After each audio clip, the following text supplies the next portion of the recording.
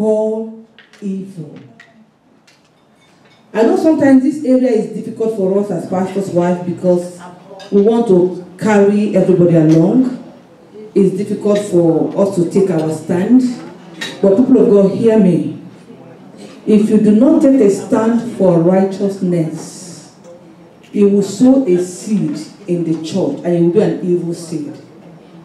Something happened in the church. One of the sisters in the choir, as a matter of fact, the choir director, got pregnant outside wedlock. And it's a practice in that church for them to do baby shower for sisters when they're pregnant. So they had a meeting and they wanted to do baby shower for this sister that was pregnant outside wedlock.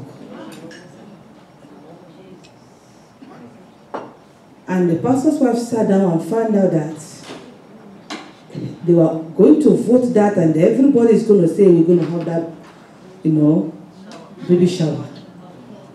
Somehow they convinced her husband, for the baby shower to hold. So she stood up and said, we cannot have this baby shower. They wanted to find out, every sister is having baby shower. Why not her? She said, if you guys agree and vote on this baby shower, she told them, she said, I will take my Bible, I will leave the church. She said, I know my husband is the pastor of this church, but if everybody agrees for us to have a baby shower for this sister, I will leave the church. Then they knew that she was standing for righteousness. She told them, listen, as a church, we cannot have baby shower for her. But if her friends have baby shower for her, it's okay. If you want to go, you can go as an individual. But we will never go as a church.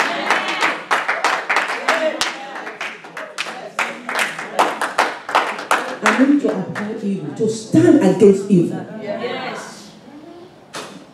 People that came to her privately and then there, she said, listen, if we sow this seed in this church, then iniquity will begin to reign in the church. By the time you know sin attracts sin. Murderers will enter the church.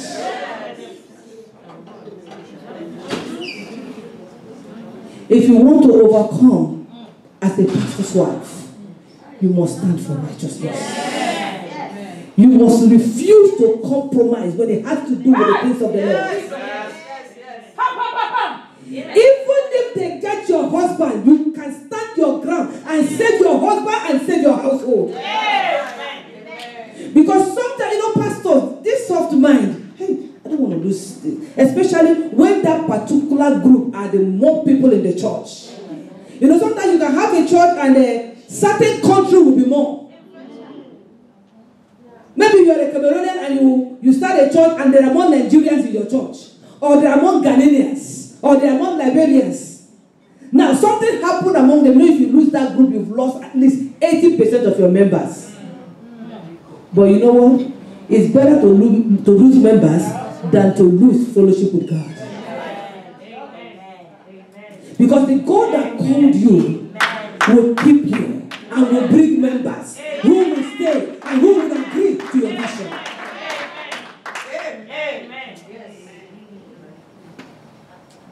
Hallelujah. Amen. I'm going to number 12. The Lord will help me. Amen. The pastor's wife must be a prayer warrior. Yes. Yes. The pastor's wife must be prayerful. Amen. All of our challenges will be overcome on our knees. Amen. Amen. If there is a pastor's wife who is ready to pray, there is a God who is ready to answer. Amen. You will overcome your challenges by crying to God. Hallelujah. If you cry to man, they will say, hey, sorry, child. That's what man will tell you. You mean you're going through all that? Wow. I can't believe that. But your problem is still there. But when you cry to God, He will bring solution. He will bring deliverance.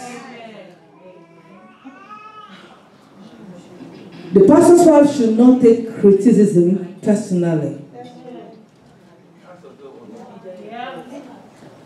Do not take criticism what? Personally. Open your heart for change. It could be what they are saying about is what you are doing. It could be. Just look into it. Are you the type that don't greet people? You just walk into the church, you just go and sit down, and then when the church finishes, you just carry your bag. And somebody said, look at her, she's a pastor's wife. She can't even greet anybody. Look into it. Hallelujah. Amen. And then when they say that about you, change. So don't take criticism personally. They will say, oh, if she's coming, she's dressed like as if she's a masquerade.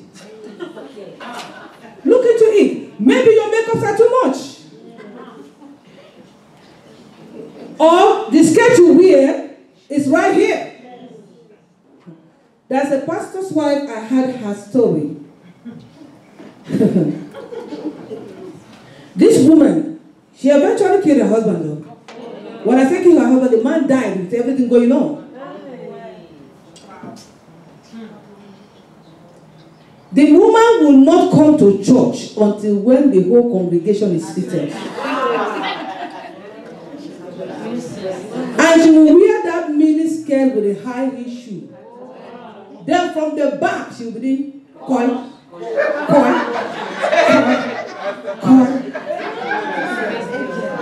Straight to the altar. Sit down with her short skirt. Cross her legs.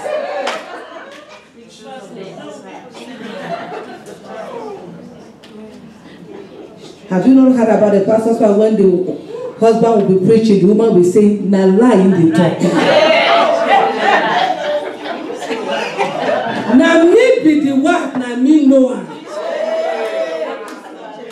Everything what they tell you now, na lie. I don't know if I'm really being understood.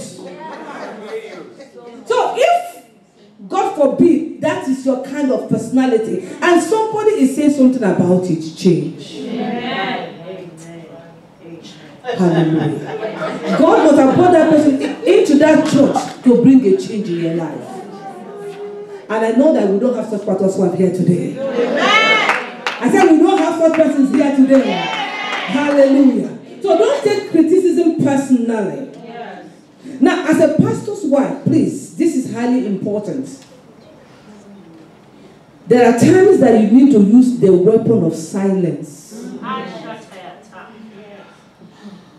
You say nothing. Pretend like you did not hear. Pretend like you did not see. Look at her. She's walking like she's the only one in the church. Deaf ear. There are things you don't have to react to.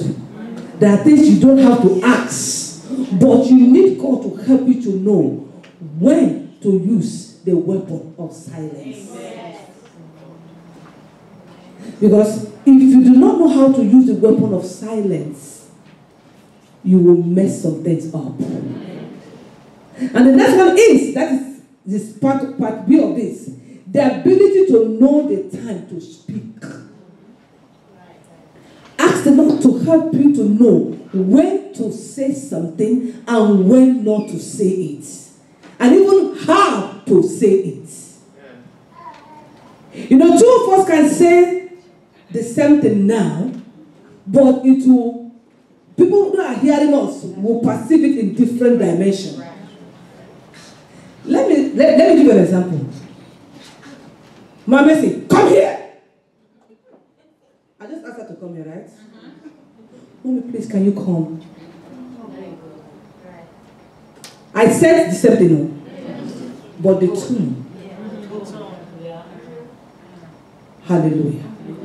The tone. Ask the Lord to help you to know when to say something, how to say it. There are times we say things that hurt the members.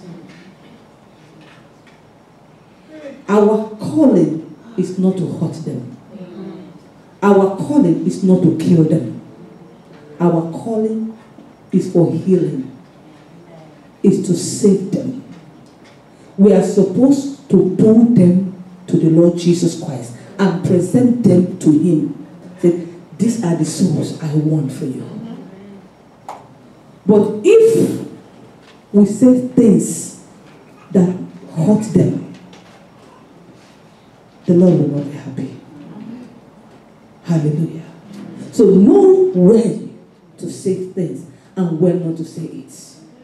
I think I'm doing good right now. I'm on number 16. The pastor's wife must not show on her face pressure or challenges.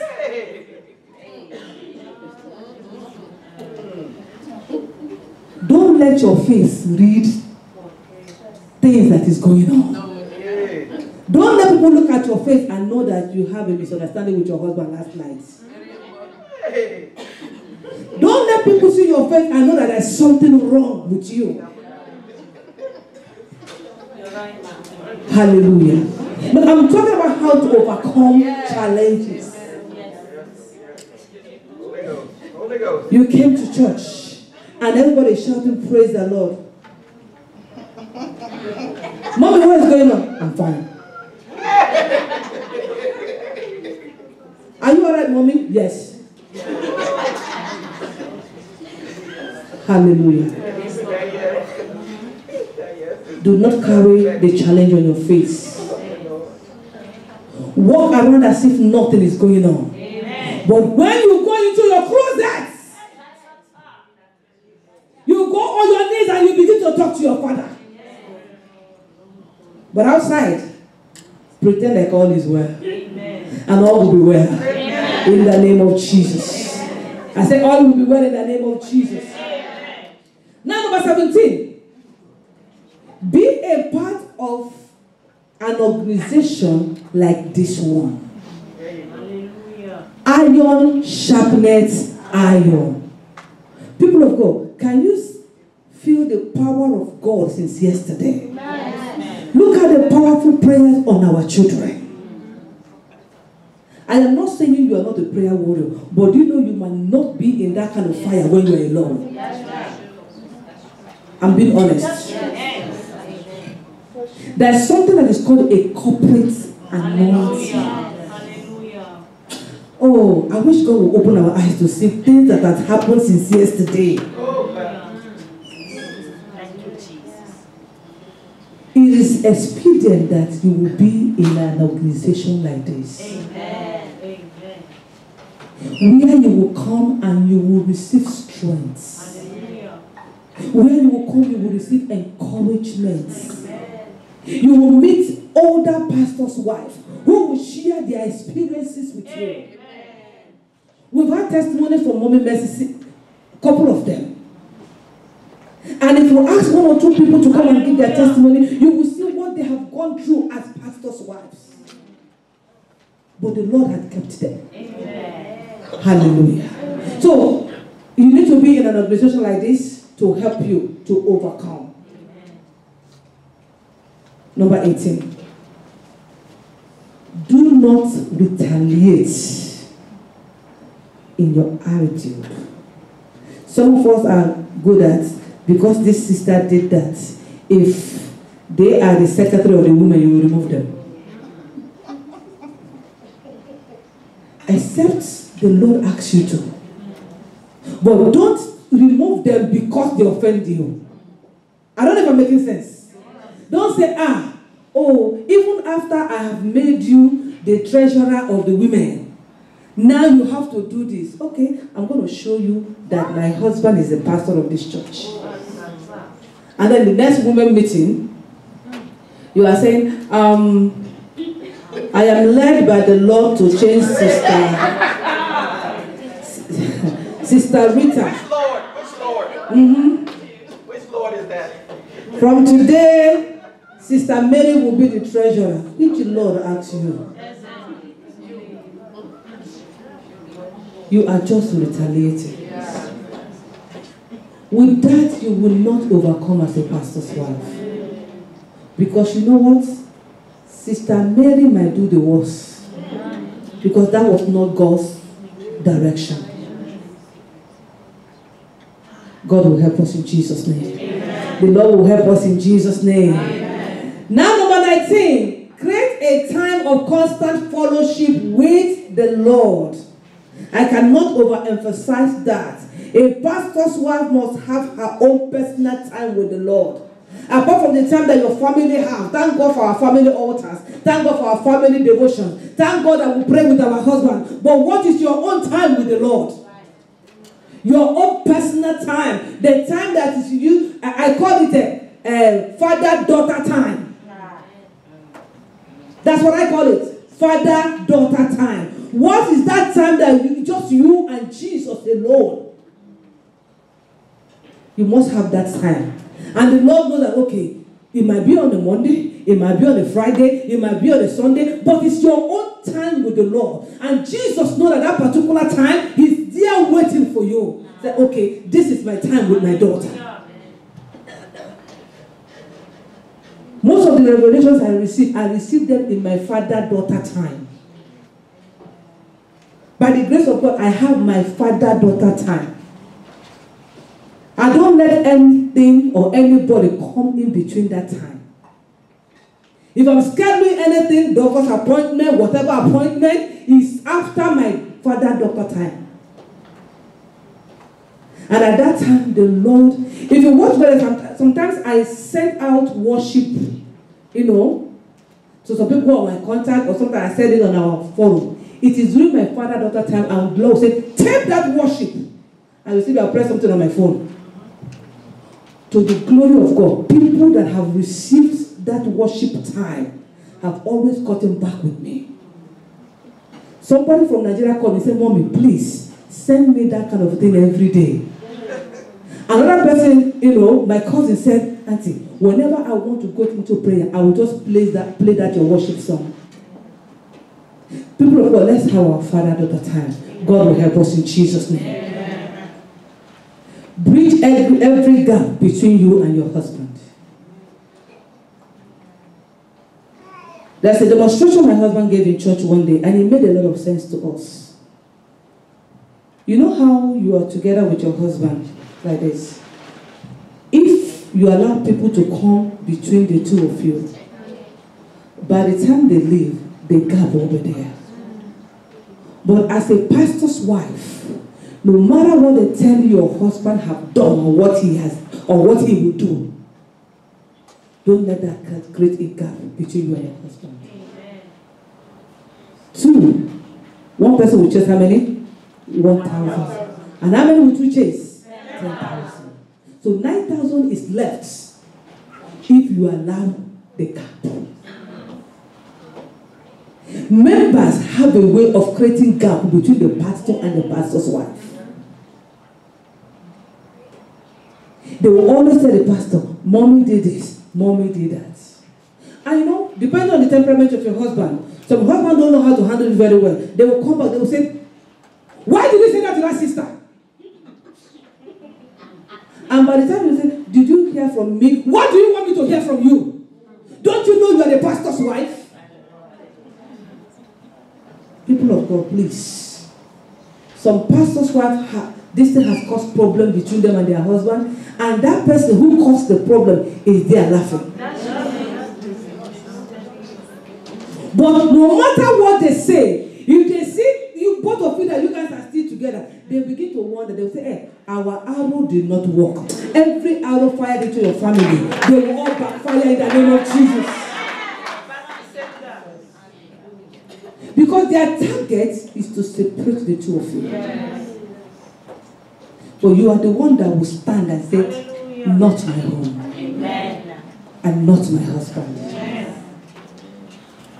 Amen. Amen. So Elizabeth, please tell me when I'm overboard. Now number 20. Or 21. you have to eliminate or get rid of burning out. Take a time to rest. Take a time to do what? Rest. If you do not take a time to rest, you'll be stressed out.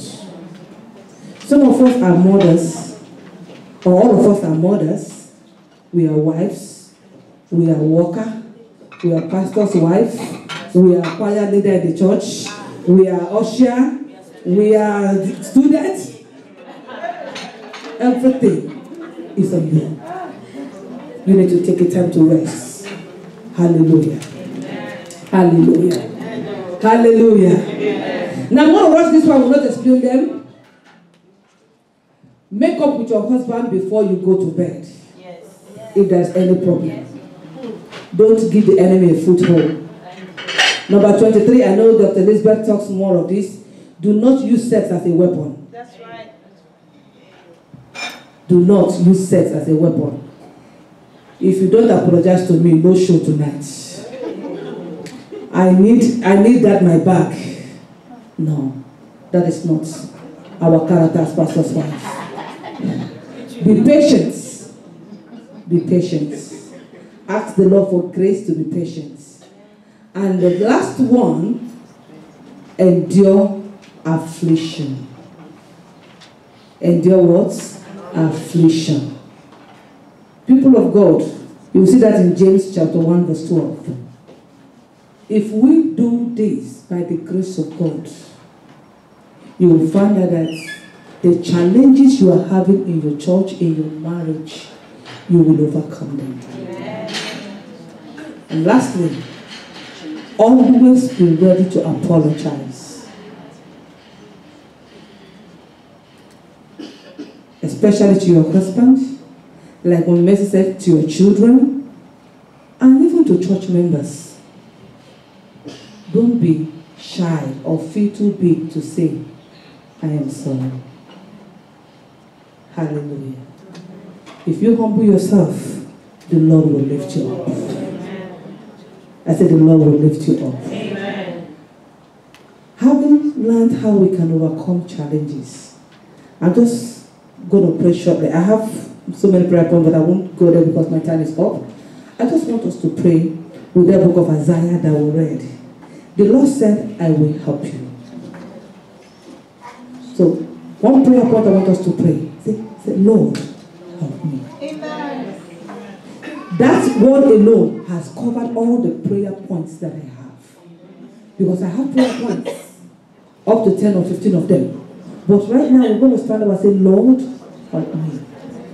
I don't know what you are going through as a pastor's wife. Some of us have different challenges. Things going on both in our marriage and in the church and in our lives. But you can ask the Lord for help. So let us stand up and begin to pray. So Lord, help me. Lord, help me. Lord, help me. Ask the Lord, say, Lord, help me. Father, I want you to help me. Whatever challenge you are going through, mention it to God. This one now you are not telling anybody, you are telling God. You are asking the Lord, say, Lord, this is what I'm going through, this is what I'm going through. But Father, I want you to help me. Lord, help me. He said, I will help you. That is the promise of God. All you have to do is say, Lord, help me. Lord, help me. Lord, help me. Lord, help me. Father, help me. Help me in my ministry. Help me in my marriage. Help me, oh God, as a mother. Help me as a pastor's wife. Help me. Help me. Help me, Lord. Lord, I need your help, Father. Help me, great Jehovah, in the name of Jesus. Thank you, Heavenly Father. Lord God, I give you all the praise. Lord, I honor you, Father. Thank you for these women of God. Thank you, Lord Jesus, for what they are going through or what they have gone through in the past. The experiences they've had in their life. My Father, my God. Is there any pastor's wife that is going through any challenge right now? Father, help them. In the name of Jesus. Wherever you are right now, if you know you have a particular challenge, just raise up your hand. I'm just going to pray where you are right now. We'll not comment that this is the last thing I'm going to do. You know there's a particular challenge either in your marriage or in your ministry. Thank you, Jesus. Thank you, Jesus. Oh, Father, in the name of Jesus, I thank you for the pastors that are raising up their hands. Lord, just like we prayed, Father, you said, I will help you. My Father and my God, I lift up these ones before you, oh God. Lord, you know the challenge they have in their lives, whether in their ministry or in their marriage. My God, the helper of destiny, Lord, I pray thee, may you deliver them in the name of Jesus. Amen. Father, see them through. Send helpers to their lives. In the name of Jesus. Wipe away their tears, oh God. Help them, Father. Thank you, Lord, because you've answered. Daddy, receive all the glory. In Jesus' name we have prayed. Amen. Let's put our hands together for the Lord.